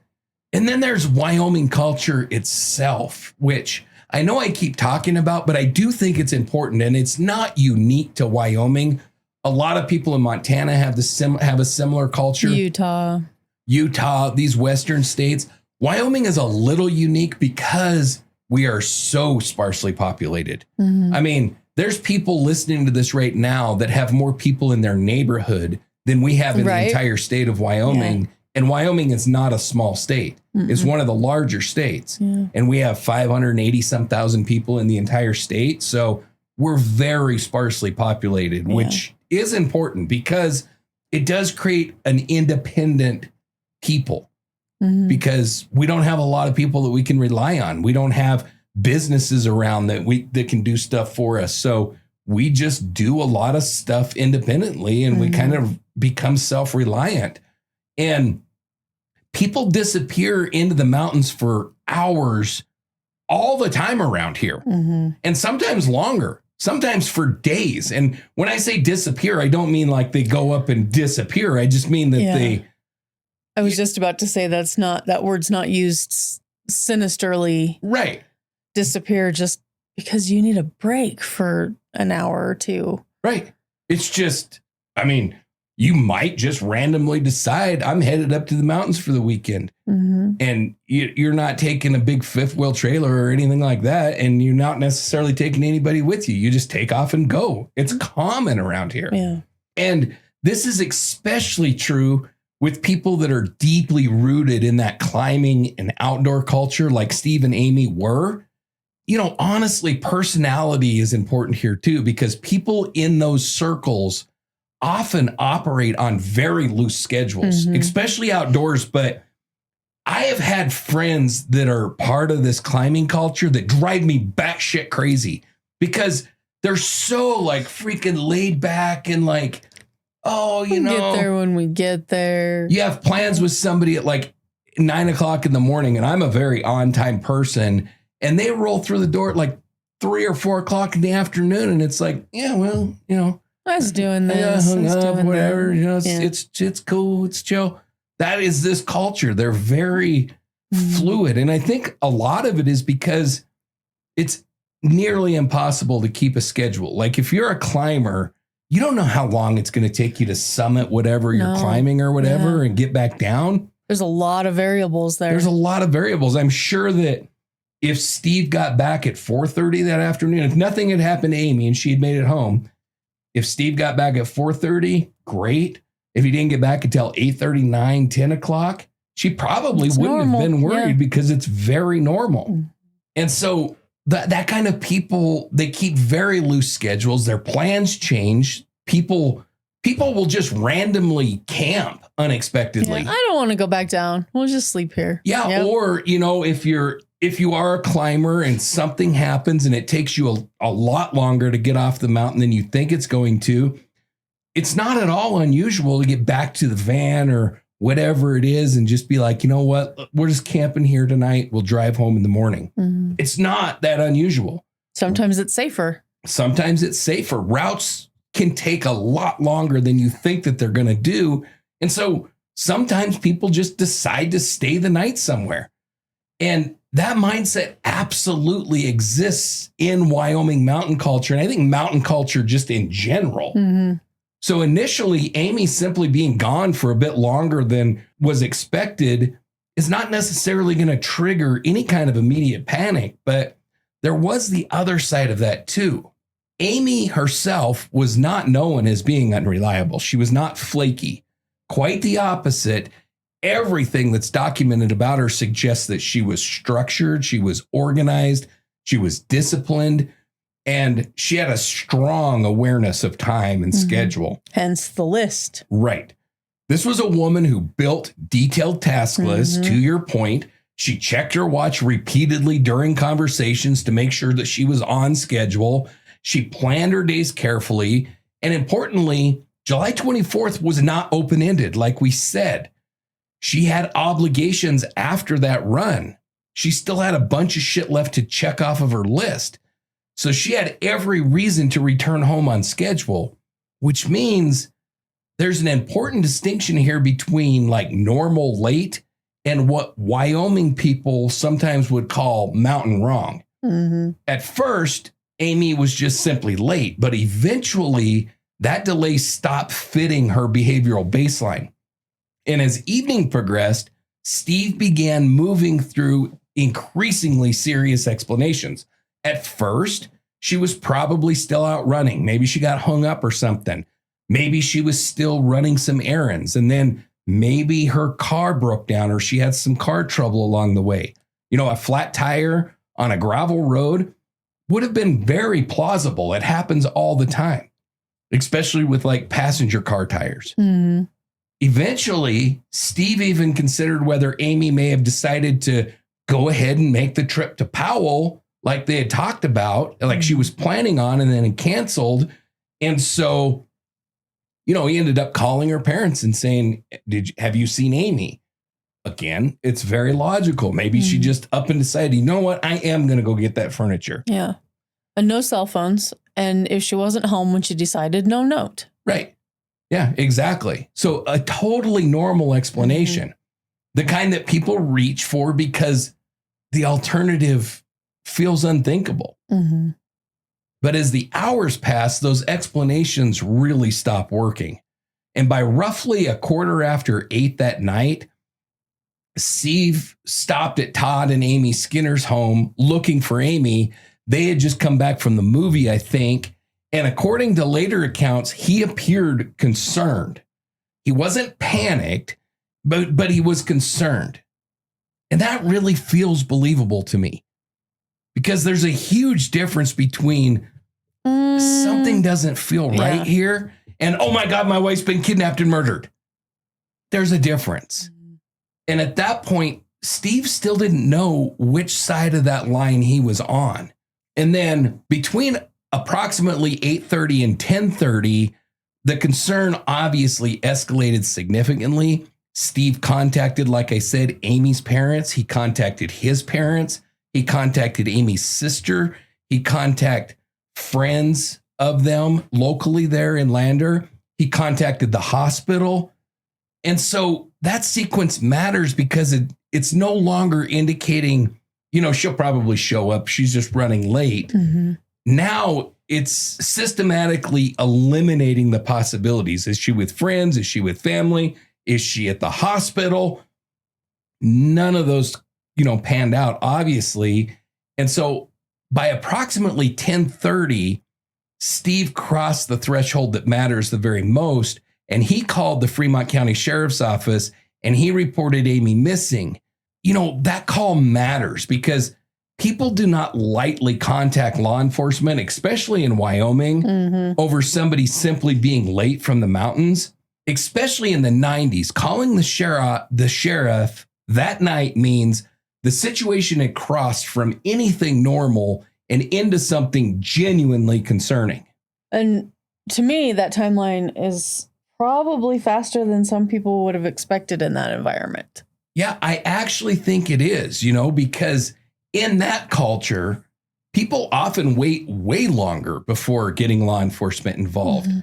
Well, that was also back when people were under the impression you had to wait 48 hours, 24 to 48 hours, which is not true. Right, which is not true. But I really debated on whether to include this or not include this. Obviously, I didn't put it in my notes, but I do think that it's really important to bring up here, not because I think it's important, but because a lot of people point to this as evidence of Steve's guilt, and that is the 911 call. Okay. Have you heard it? No. Okay. So I don't have the 911 call because I put no value on it whatsoever, but it gets analyzed to death. And the 911 call is Steve calling the Fremont County Sheriff's Office, and he's very flippant about what he says. He says something to the effect, this is not a verbatim quote, but it's paraphrased pretty closely, something to the effect of, I'm missing a person here, and I was wondering if you had an extra one. Oh, I see the flippancy now. Yeah. And he's very lighthearted when he makes the comment. I mean, his voice is not one of panic or anything. And so I don't know. I've been trying to analyze this myself. Maybe you can help me. I don't know if this is my personality or if this is Wyoming personality or what. But to me, that doesn't raise any red flags at all. Matter of fact, it's something I could see myself saying. We're pretty sarcastic culture. We are. And we try to minimize panic, even if it's there, if that makes sense. Not me, but you, yes. So I could, to me, that doesn't embellish panic. To me, that doesn't raise any red flags at all. And I've known guys that are very much that way. Mm-hmm. So I don't know. I take it or leave it. To me, it means absolutely nothing. And like I said, it's something. This is not after Amy had been missing for days. Yeah. This is at like 10:30 that night. It's kind of like an apology. Like, I don't know if this is serious, but I need to get it on record just in case. Right. That's how it feels to me. And to me, it points more to innocence than guilt. Mm-hmm. Because somebody that's guilty is going to try to sound terrified. Mm-hmm. Somebody that's innocent is going to be natural, whatever their natural is. Maybe that's terrified, but maybe that's very casual and laid back. And let's be honest. Mm-hmm. Again, I'm going to keep coming back to this only because I know these kinds of people. I've been around these kinds of people my whole life. Mm-hmm. And climbers especially have to be chill. Or they die. If you panic when you're on a rope, when you're climbing a cliff face or something like that, it ends badly. Mm-hmm. So it's ingrained in them to just be chill. And it's like I said when we were talking about, well, do I come back from the mountain or do I stay the night? These people are like way laid back and chill. So to me, the response means absolutely nothing. So this next part of the story becomes really, really difficult for me to ignore because despite a missing runner report coming from mountain terrain late at night, a deputy was dispatched to the Bechtel's home to take the report, but there is absolutely no evidence. Matter of fact, I can say almost unequivocally that no deputy bothered to drive up there and check out the route, which I have a huge freaking problem with. It isn't until the Bechtel's friends went up there and located Amy's car that it was found. Mm-hmm. So a deputy took this report and didn't even bother to drive his lazy ass up there, or maybe it wasn't his decision. Maybe somebody else told him not to or didn't send him up there. But to me, that is a serious issue, and I have a big damn problem with it. That lines up with the Memphis 3 cop asking in the drive-up window. Yes. If something was wrong. Yeah, Mr. Bojangles guy. Yes. Yeah. Now, I want to be fair here. At that moment, law enforcement likely believed that they were dealing with an injured runner, a stranded motorist, or a delayed somebody delayed from being in the outdoors. And if I'm being honest, and I had responded to that call myself in Wyoming at that time, my first assumption probably would have been exactly the same thing. Not kidnapping, not homicide, a search and rescue operation. But that's also exactly why rapid response matters so much in mountain environments, because it's like I was talking about before. If somebody is injured, wet, immobilized, possibly unconscious, time equals life very quickly. And this was not someone missing from a freaking shopping mall or on a city street or in a suburban neighborhood. It was a runner in mountain country with no cell phones.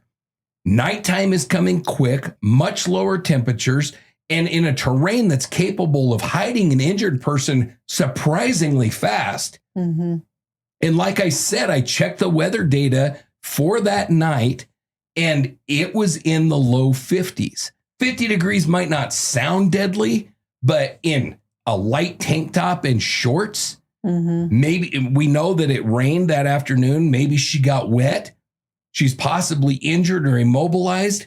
We are talking about legitimate hypothermia territory here, especially over the course of several hours. And so that's why many people, including me, question why in the hell no deputy immediately went and checked that route once Amy was reported missing. It doesn't make sense to me.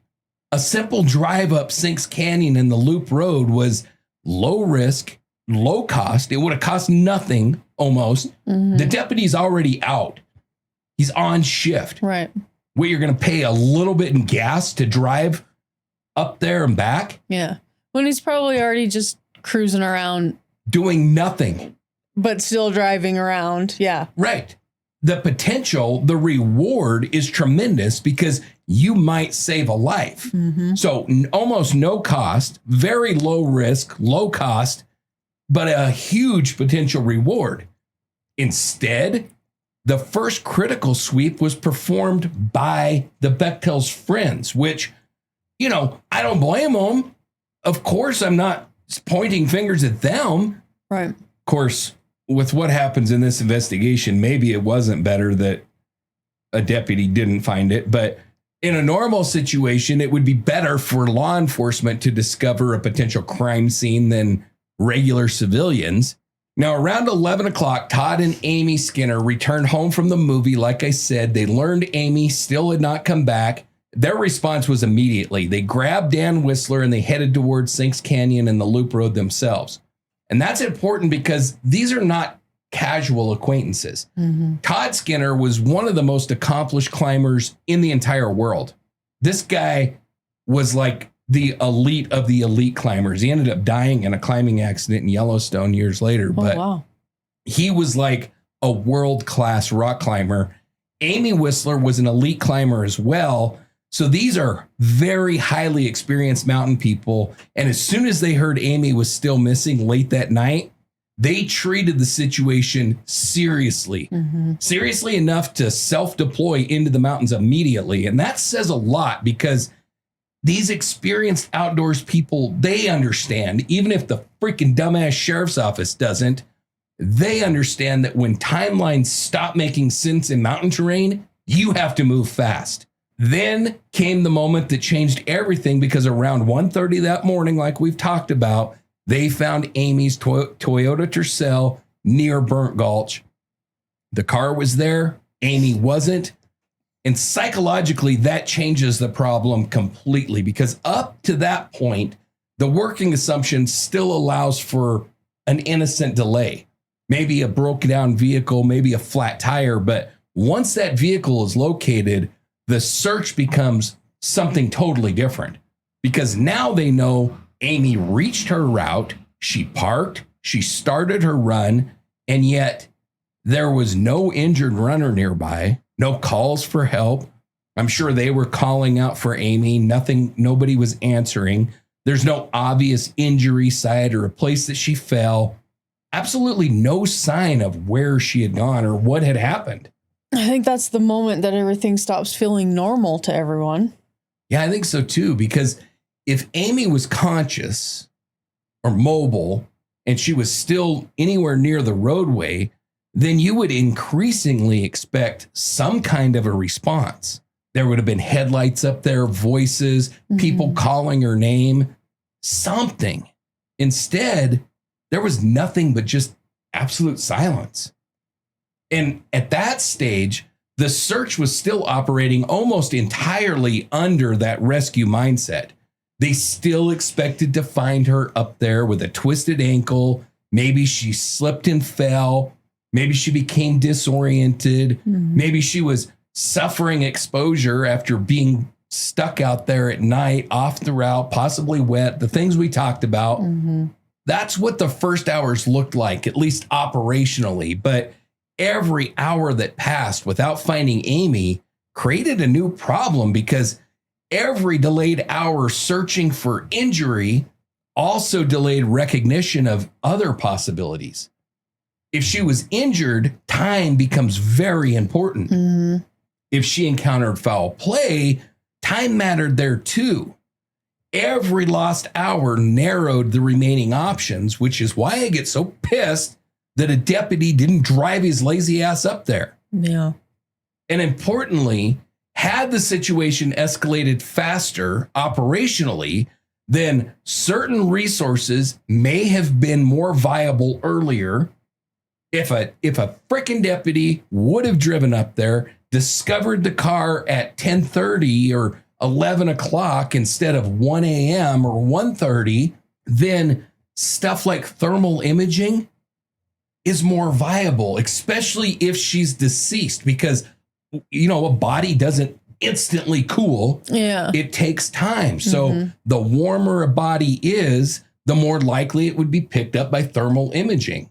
Now, that's only relevant if she's deceased. If she's alive, obviously, her warmth is going to continue as long as she's alive. But if we have a deceased victim up there, thermal imaging becomes important. And this doesn't mean you have to call in the National Guard with helicopters at that time. I can't tell you how many times when I was on the fire department, we got called out to look for missing persons because we had a thermal imaging camera, and we would drive up and down the roads in the truck, you know, looking out with the thermal imaging camera to see if we could pick up any changes out there. So it doesn't mean that a helicopter would have had to have been involved, but in whether it's foul play or whether it's a missing person, time is everything. And the fact that we lost hours because a deputy wouldn't drive his lazy ass up there pisses me off, regardless of how it came out, whether she would have been injured and succumbed to the elements during that time, or what we think happened and she had encountered foul play. Either one of those, it's still the same. Get your lazy ass in the car and drive up there. Yeah. Now, none of that guarantees, obviously, that Amy would have been found. She probably wouldn't have. But in mountain search operations, every minute changes the next minute. That's just the reality of it. So as July 25th approached, the situation surrounding Amy Wroe Bechtel was beginning to separate itself from any kind of ordinary wilderness emergency. Not dramatically, but very quietly, because the deeper that searchers moved into that night, the less the situation behaved like a lost runner, and the more it began feeling like something else entirely. So by sunrise, Amy had officially become more than a late runner. She was now a missing person in Wyoming mountain country. And within hours, the search effort surrounding her disappearance would become one of the largest in Wyoming history. But there's an important distinction that has to be made immediately. The response was fast in rescue terms. I mean, it is such a clear delineation between the rescue operation and the investigative operation that it has to be talked about. On the rescue side, you have one of the most highly trained search and rescue teams in the world. in Fremont County. You had all of these experienced mountain people that are part of the search and rescue team. That search and rescue team are professionals. They know what the hell they're doing. They can handle high angle rescue. They can handle low angle rescue. They can handle water rescue. They're very well trained. And generally, Wyoming search and rescue teams are very good because they get a lot of practice. Right. A lot. There's almost always a search and rescue team out somewhere. And then, they would bring in Civil Air Patrol. They'd bring in the National Guard. The Bureau of Indian Affairs lent their helicopter for searches. I mean, this was an extensive and very well-conducted professional search operation and catastrophically slow forensic investigation. And understanding the difference between those two things is absolutely critical to understanding what happened in this case. Once Amy's car was located near Burnt Gulch around 1 a.m, the mountain community responded immediately. By daylight, there was all kinds of volunteers on that mountain. Climbers, horse teams, the professional search and rescue people, all the local outdoors people mobilized. Steve and Amy were part of that community. The second that Amy went missing, all of them were on that mountain immediately. Within days, they had the helicopters, thermal imaging, they had cadaver dogs up there, they had search dogs up there, they had mounted search teams, they had divers up there, they dove Fry Lake. That was a little bit later, but still, they had divers in there, they had ATVs, Civil Air Patrol, National Guard. Eventually, the FBI would become involved, and that wasn't very long in. I think within the first week, the FBI was involved. Operationally, that level of response from rural Wyoming County in 1997 is impressive as hell. This was not a community that was sitting back and doing nothing. Quite the opposite. Landers outdoor culture produced exactly the kind of response that mountain towns often produce. People moved fast. So from the search and rescue side of things, it sounds like people took this very seriously, but only once the car was found. Yeah, I mean, they did everything exactly right from the search and rescue side. There's no need to mobilize search and rescue until you identify that there's a problem. Because the piece of shit deputy wouldn't drive his lazy ass up there. We didn't know that until 1 o'clock in the morning. He could have identified the problem a lot sooner. And I mean, we're talking maybe 11 o'clock instead of 1 o'clock. So we're not talking days, but again, it matters. Every hour counts. Every minute counts in a situation like that. Yeah. Animals, weather. Right. Every minute counts. Everything. Yes. And I just cannot say enough good about the search operation for Amy Wroe Bechtel. It was impressive. It was impressive by any standard. I don't care what state you're in. I don't care what resources are available. What they did looking for her was unbelievable. I mean, it was incredibly impressive. So, I think it's important that obviously this was not a nobody cared situation or nobody searched. That is absolutely not true. They searched aggressively. There was a lot of searchers. The problem was they were searching for an injured runner. They were not processing a potential crime scene. And that distinction changes everything. The first assumption still remained that Amy was somewhere near that road, maybe injured, possibly unconscious. Maybe she was stranded off the road somewhere after she fell. And like I said, that's a very reasonable assumption at first. But the terrain itself quickly began creating a contradiction because where this happened, like we said early in the show, is not deep wilderness country. This was not someone disappearing hundreds of miles into untouched backcountry, deep inside some technical climbing terrain or days away from civilization.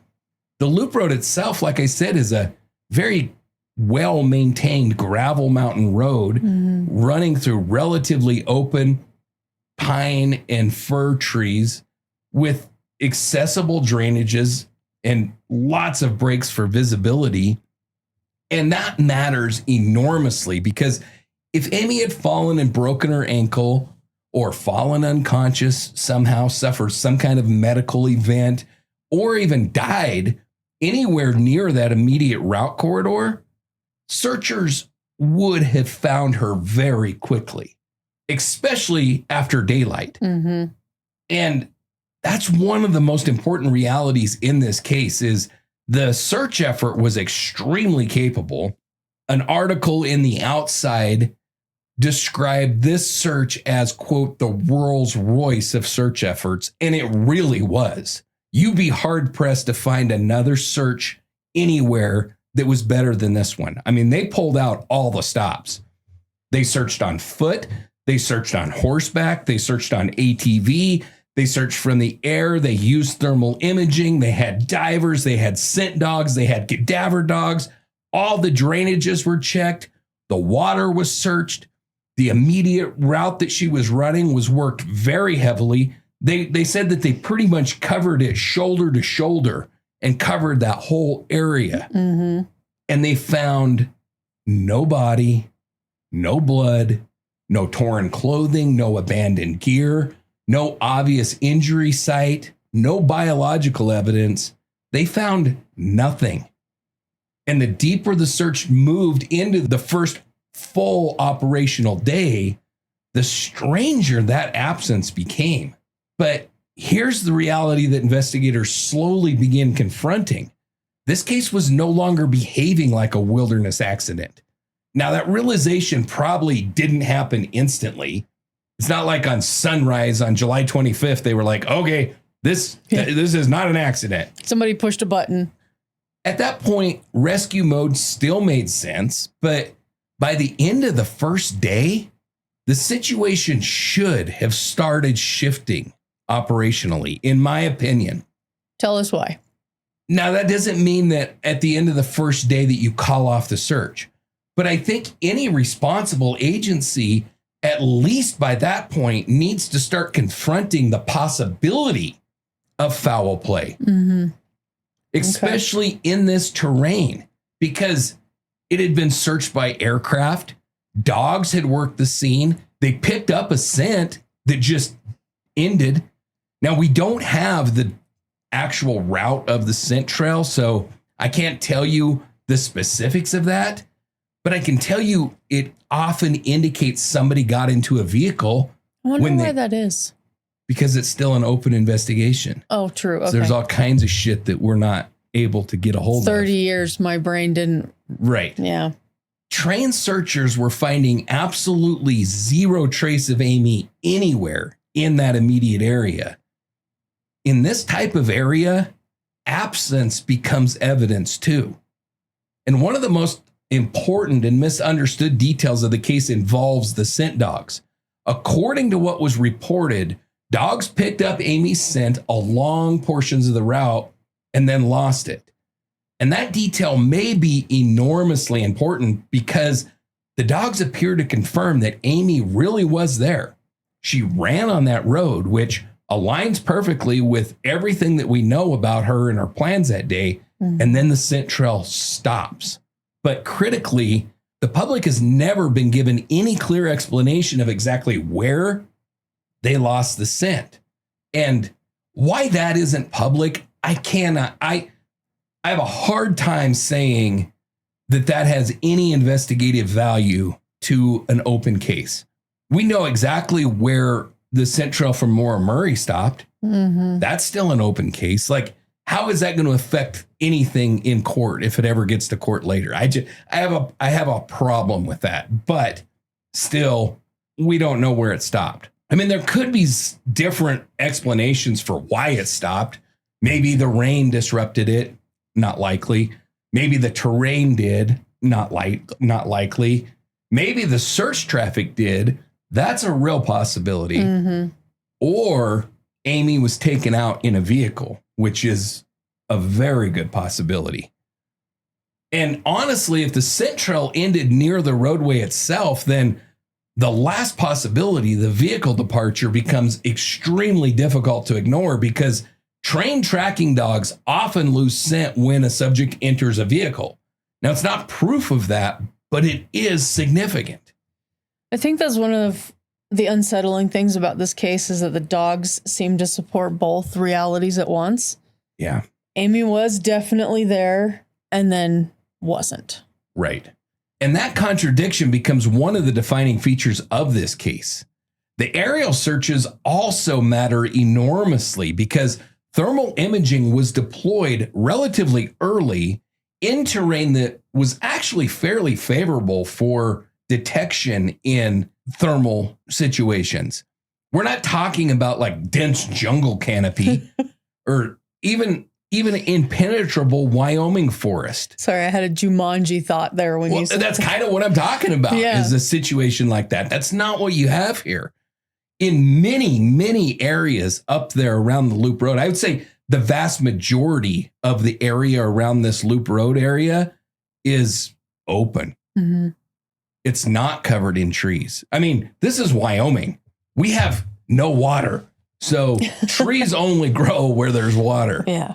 And up in this area, it is along drainages. Unless they're cedars, they grow everywhere. They grow pretty much everywhere. Yeah. But, up there in this area, you have trees along the drainages where there's water running.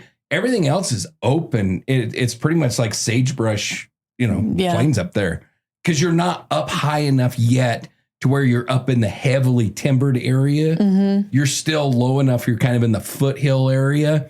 And a lot of it's absolutely open up there. Yeah.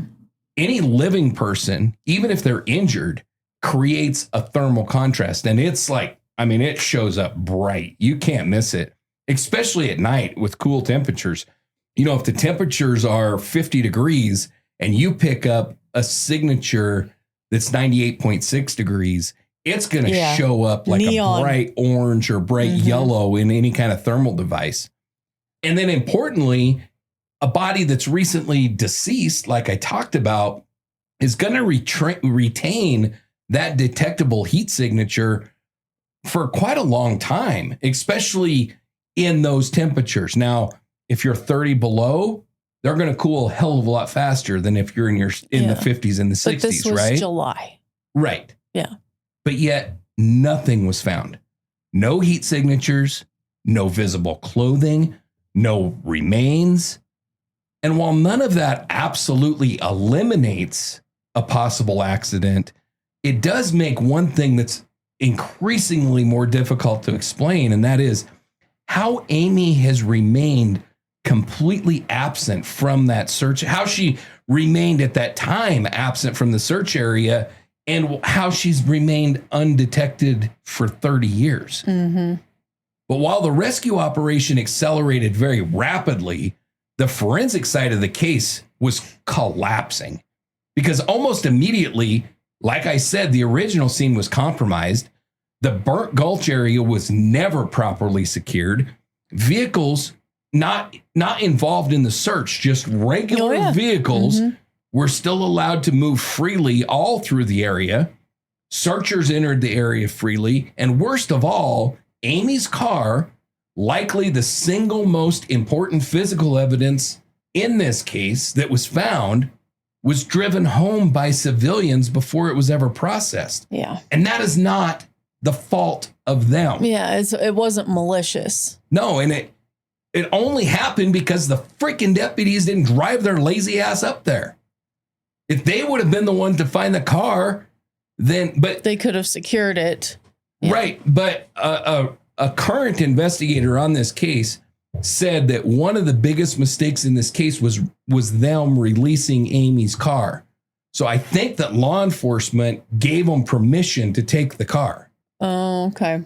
That mistake alone might have permanently altered the entire trajectory of this investigation because that car is not just a vehicle. It may have been the only viable crime scene that investigators would ever have, especially if somebody entered that vehicle to take her wallet.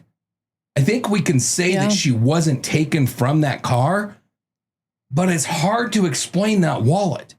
I think whoever took her has the wallet. Mhm. And so there's very likely fingerprints that were on that vehicle. Maybe trace evidence, maybe fiber transfers, maybe biological material. All of it was compromised the moment that car left that parking area. Mhm. And years later, investigators are saying that allowing that car to be moved was one of the most damaging mistakes in this entire case. And I agree with them. And then there was another enormous missed opportunity that flat out pisses me off, and that is roadblocks. Now, I want to be sure to frame this correctly because this is not about catching a kidnapper at this point, at least not at the point that I'm talking about. Even under a pure rescue mindset, roadblocks and witness identification matter enormously. Because if you're trying to locate an injured runner or a stranded person or someone seen along a route, the fastest way to narrow the timeline down is to identify anybody that's in that area, who passed through, who might have seen her, who saw another vehicle, who noticed anything unusual. And yet there's absolutely no evidence that outbound traffic from that area was stopped or documented that night or at any other point. Anyone who was in that area was allowed to just simply leave. Mm-hmm. That's really difficult to defend. Yeah. And you're talking to somebody that's been involved in searches, and I've encountered this on both sides. I have been in the mountains when somebody has gone missing, and I have been stopped by law enforcement or by searchers and questioned about if I saw anything. Yeah. Not because they thought this person was murdered or kidnapped or anything like that, because they were missing and they wanted to know where I had been and if I had seen them for a couple of reasons. One, if I had seen them, then they have a place that they can go. Or two, if I say I didn't see them, I was in this area, I never saw anybody all day, well, then they maybe don't need to focus their search areas on that area so hard. Maybe they're going to look in an area where nobody was and nobody reported seeing nothing. Yeah. So it's extremely important. It just blows my mind that this wasn't done. Doesn't mean that you have to, stop everybody and search their vehicles. That would not have been expected at this period of time. That would have been insane. But to stop everybody coming in or leaving and asking them, hey, have you seen anything? We're missing this girl. That seems logical to me. Yeah, it's a good time to be passing out those flyers. Yes. Yeah.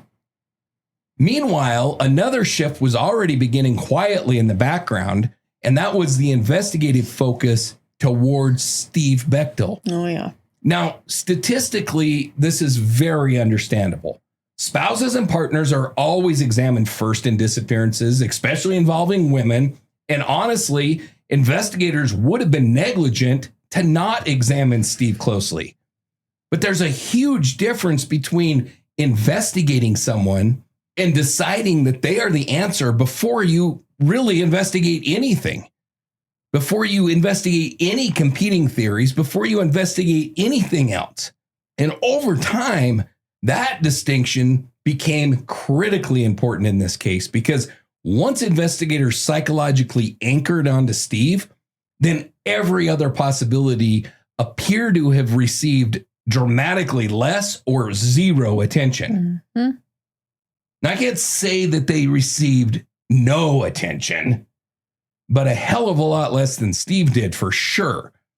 And that's going to become especially controversial later when Delwayne Eaton emerges as a possible Your favorite person. When his brother Richard calls investigators only months after Amy disappeared. I think he called in September or October. She disappeared in July. Yeah. So this is not years later. Now, to be fair, investigators in July of 1997 could not have possibly known the full scope of who this piece of shit really was. That hindsight did not exist then. But he kidnapped the Breeden family in September of the same year. And then Richard called and said he was in the area when Amy disappeared. Yeah, your flesh and blood is calling on you. You got to look into it. Right. And then, obviously, Eaton became known as a violent offender. Later, it wasn't until the early 2000s that his DNA was matched to Lisa. But shit, man, he kidnapped a family at gun and knife point. Yeah. That's violent. And I think that the failure to aggressively develop that lead becomes very hard to justify. I feel like I'm not reacting appropriately because you're over there just... I'm just like, I'm pretty animated about this case. So, and it's not just me. Oh, I know. No, I mean, it's not just me that has this feeling, because many investigators today that are working Amy's case believe that the case narrowed way too fast on Steve Bechtel and ignored everything else. It's not just me saying that. The current investigators on this case have publicly said that. So by the end of the first operational days, the search for Amy Wroe Bechtel had created a terrifying contradiction.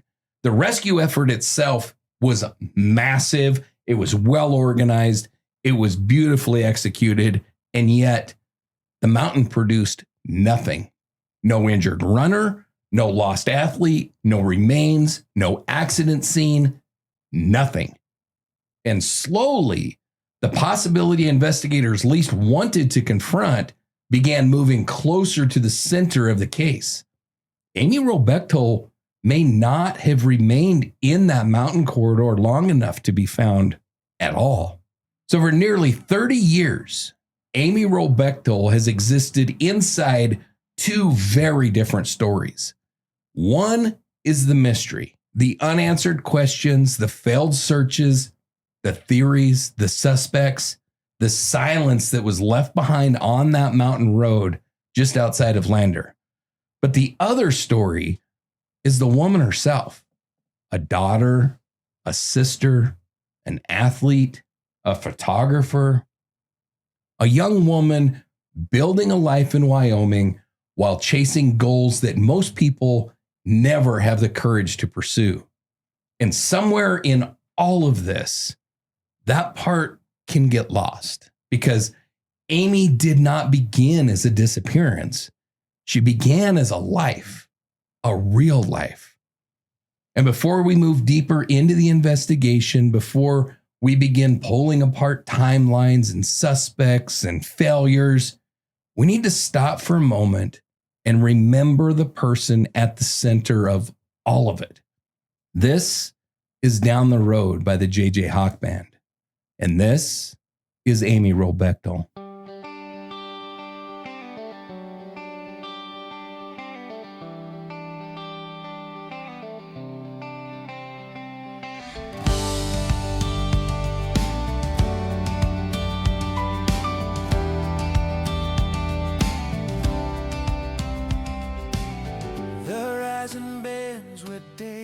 When people talk about Amy Wroe Bechtel, they usually begin with the mountains, the road, the search, the disappearance. But the people who loved Amy first didn't know her as a mystery. They knew her as movement, not just running, movement through life itself. Amy was the kind of person who filled her days completely, not because she was restless, but because she was alive in the fullest sense of the word. She ran because she loved the challenge.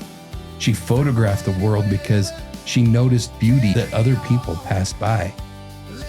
She climbed mountains, worked hard, made plans, built routines, pushed herself constantly toward whatever came next. And underneath all of that discipline, there seems to have been a quiet kindness about her that people remembered long after she vanished. Friends described her as focused, thoughtful, and deeply intelligent. Her family described someone who stayed connected to the people that she loved, no matter how busy life became. That's important because over time, cases like this can slowly strip a person down into just the evidence, a timeline, a suspect pool, a map. But Amy was not a map marker on the loop road. She was a 24-year-old woman standing in the beginning of a life that she was actively building. A new home, a marriage, a running career, creative ambitions, community involvement, future plans. Everything about July 24th, 1997 points toward forward motion. Nothing points towards someone preparing to disappear. And maybe that's the part of what makes this case linger so painfully here in Wyoming, because Amy represented something deeply familiar here: independence, confidence in the outdoors, trust in the mountains, trust in routine, trust in the idea that a person could go out for a run and come home safely afterward. For a lot of people in this state, that trust never fully came back after Amy vanished, because the mountains are supposed to give perspective, freedom, peace, not silence that lasts for decades. And yet, somehow, that silence has never fully erased Amy herself. Not in Lander, not among runners, not among climbers, not among the people who still stop and think about her when they drive towards Sinks Canyon. Somewhere along the way, Amy became a part of Wyoming's memory. Not just a disappearance, but as a reminder of how quickly an ordinary summer afternoon can become something permanent. And maybe the most heartbreaking part of all of this is that Amy likely never realized that July day would become the final chapter people would know about her, because she was still planning tomorrow, still making lists, still entering photographs into competitions, still helping organize races, still building a future. The mystery came later. Amy came first. Every silence fades when the voices cheer. Down the road we rise together, through the storms, through any weather. Carry on, let the echo show. Hope is brighter down the road.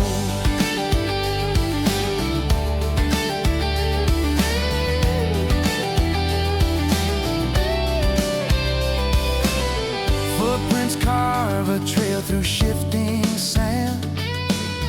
Every fall's a lesson where we stand. Hands reach forward, never letting go.